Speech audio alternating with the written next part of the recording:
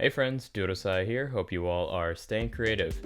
In this video, I'll be showing you how I use LFOs within Serum and Ableton to create these evolving bass lines that have a lot of movement to them. You know, these are really nice, especially for minimal, where you're just trying to keep the groove going and keep it interesting without adding too many things. So having like automation and LFOs and movement helps with that sort of stuff. So, you know, I love Serum. I've said this on my channel in the past. It's one of my favorite VSTs. I've been using it, you know, pretty much since it came out. It's really easy to use and has almost endless possibilities when it comes to routing and like pretty much assigning any of these LFOs or envelopes to essentially any parameter. So let me play what I have for you here, and then I'll show you how I made it.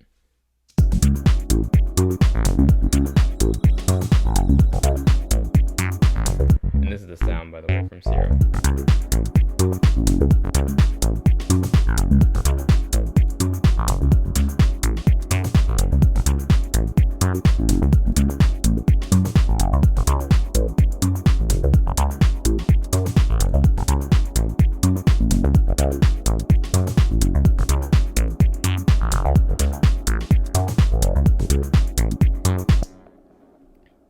Okay, so let me solo it again and show you what's going on here. So I'll first start with what's going on in Serum, and then I'll go over to what's happening in the Ableton rack. So let me pull up the MIDI.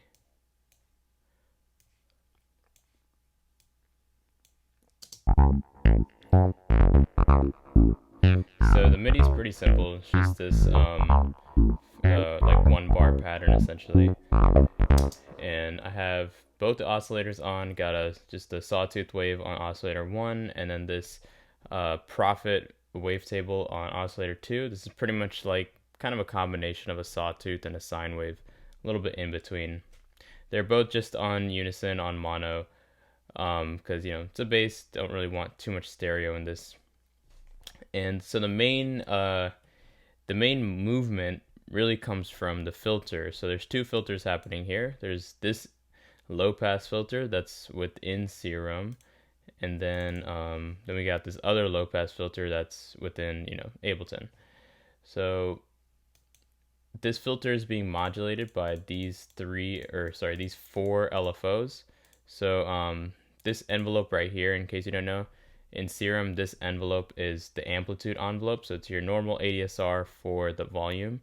So right here I'm creating this plucky sound. I can play it on the keyboard here.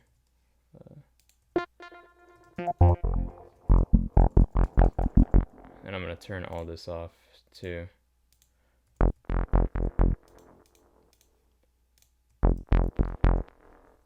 So yeah, now you can just hear what's happening.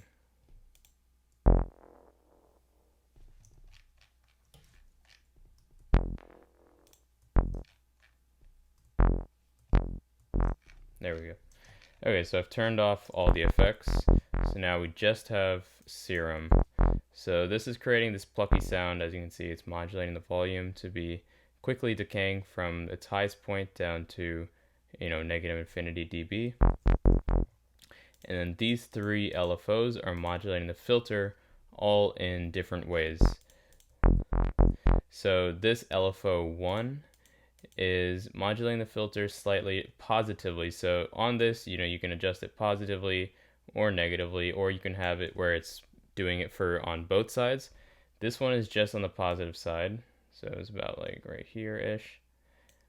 And the way I have this one set is you have these 3 different modes, LFO operation modes, you can say: trigger, envelope, and off. So with envelope and trigger, essentially what's going to happen is that every time the note plays, the LFO is going to restart from the beginning. But in this case, I don't want that. I just want this to just keep flowing throughout this this shape, this LFO shape. And it's doing that over the course of half a bar. That's what this rate is set to, half. So this is just going to cycle and slightly modulate that filter. Now LFO2 also being positively shaped in the cutoff. I don't know how you would say that, but essentially LFO2 is linked to the cutoff as well. And here, this, I have the envelope set. So, you know, every time I click the note, this LFO restarts. And so what that's doing is that every time I click the note, the filter is going from around here to a high. It's pretty much going from open to close really fast. So I have the rate set to 1/8 notes. So over the course of an 1/8 note, the filter is going from open to close. And that's also adding to this plucky sound. And then now on LFO3, I have this sort of triangle shaped LFO. And this is also doing something similar to LFO1, where it's just cycling through this shape, except this time over the course of a quarter note. And the reason for these two LFOs is just to add that movement that I was talking about. So this is adding movement over the course of half a bar, just cycling through that. This is adding a different kind of movement over the course of a quarter note. And then this LFO4 is adding some more movement over the course of 1 bar. And I have all these steps here. To make a step, you can click shift and then drag it. So let me put this back. So if you click shift and then drag it, it's going to make this step, which is a really nice feature. So this step is just going to make it so that the bass is going to be a little syncopated. So let me play this back.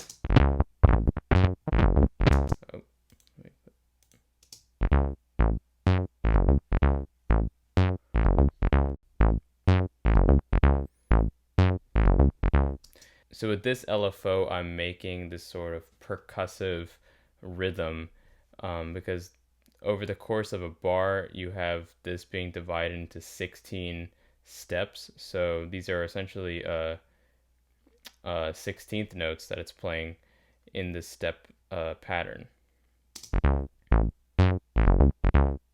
And that, in combination with the movement from these two LFOs, just gives a nice flowing sort of feel.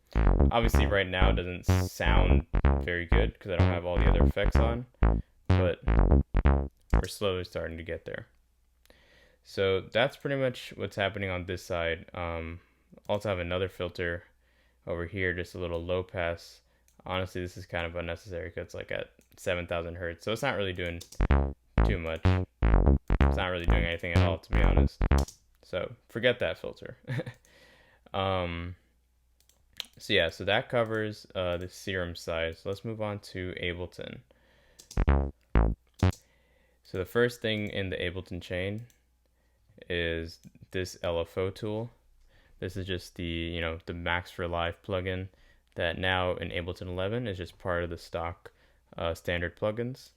So this LFO is being mapped to this low pass cutoff frequency, and I'm using the stepped pattern again to provide that syncopation and that movement in the pattern. So with this, I have it set to random.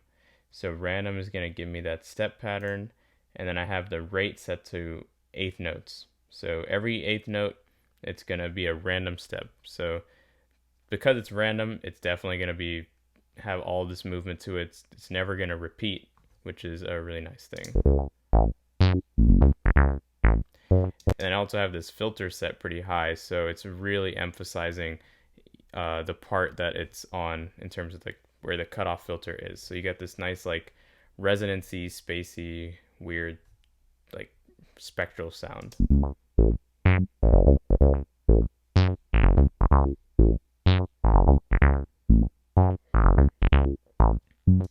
So yeah, a lot of movement coming here from that randomness. Then we have a phaser.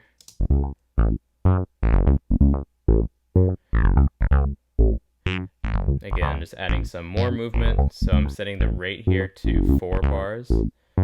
So over the course of 4 bars, it's gonna go through that phaser cycle. This is like pretty subtle. It's not like really prominent, especially because it's a bass frequency. The phaser effect it's not so audible when you put it on bass, but it's still adding a little bit of that spacey motion.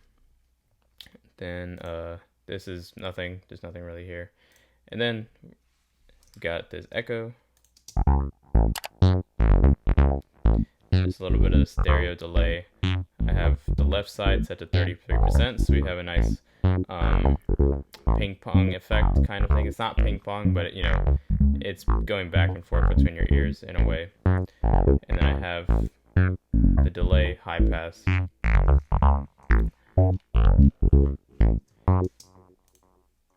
then we have this. And this is just a tape echo from a hybrid reverb. This is convolution reverb.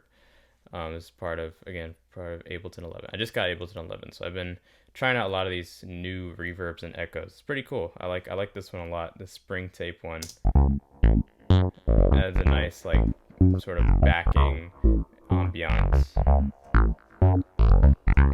And then at the end of the chain, I have kickstart just to sidechain into the kick. So now with everything together, so let me take all this off, and then I'll just slowly start turning all the elements on.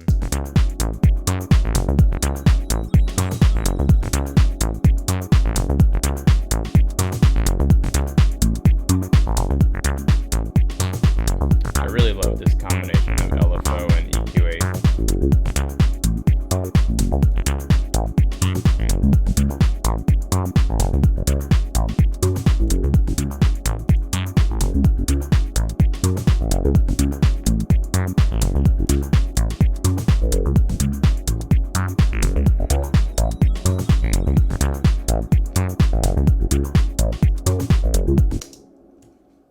So there you have it. That's why I made this patch using 5 LFOs, right? You have 4 in Serum, and then this one right here.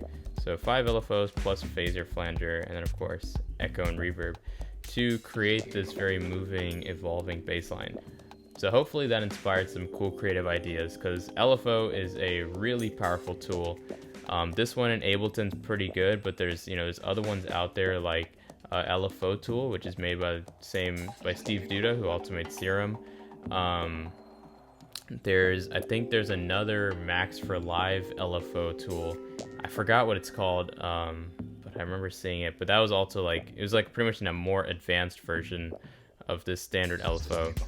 But yeah, there's like really endless possibilities, especially when it comes to minimal and all about maintaining the interest in the groove. Using these LFOs it's a blessing. It's like it just does the work for you.